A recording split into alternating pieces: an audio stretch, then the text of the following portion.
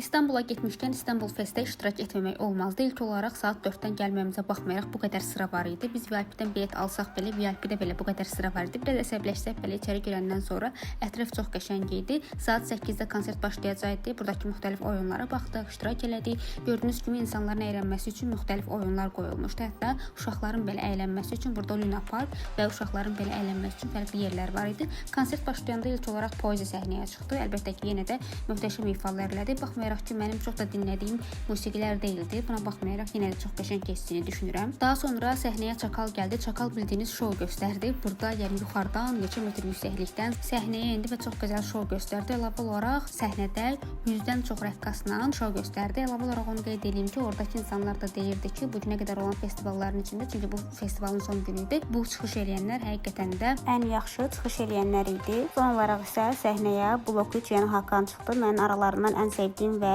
mahnılarını dinlədiyim Hakan idi. O isə helikopterlə səhnəyə indi. Əlavə olaraq sürpriz qonaqlar da vardı. Bura Murad Boz, Fatma Turqut və digər məşhur qonaqlar daxil idi. Evə qaydanda bir qədər yağışa düşsəkdə fikirləşirəm ki, həqiqətən çox maraqlı və çox gözəl festivallardan biridir. İstanbul festivalda kimlər iştirak etdisə, rəylərə yaza bilər.